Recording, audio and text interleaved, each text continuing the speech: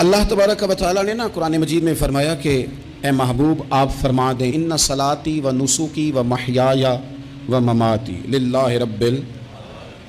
ए महबूब आप इनसे फरमा दें कि बेशक मेरी नमाज, मेरी कुर्बानियाँ, मेरा दुनिया में मौजूद रहना और मेरा दुनिया से जाना, ये सारा उस रब के लिए है जो तमाम जहानों को पालने वाला है। अपनी ज़िंदगी के अंदर मफहूम ज़िंदगी का ये बना लिया जाए कि जो काम भी करना है वो खुलूस के साथ करना है।